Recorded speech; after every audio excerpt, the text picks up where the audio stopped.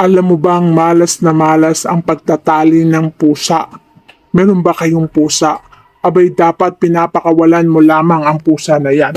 Dahil ang ating mga pusa ay buhay na elemento na nagpapaikot-ikot sa ating mga tahanan.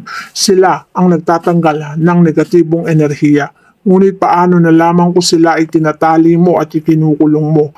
Ang mga pagtanggal ng negatibong enerhiya ay hindi na nila magagawa.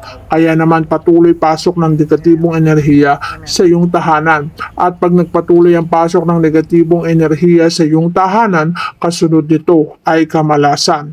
Kaya wag na wag mong susubukan na itali ang alaga mong pusa. Hayaan mo lamang silang umiikot-ikot sa iyong tahanan. Dahil ang pag-ikot-ikot nila at paggalaw sa loob ng iyong tahanan ay katumbas na pagtanggal ng negatibong enerhiya. Kaya naman kung gusto mong tanggalin ang mga negatibong enerhiya, hayaan mo sila na nandiyan.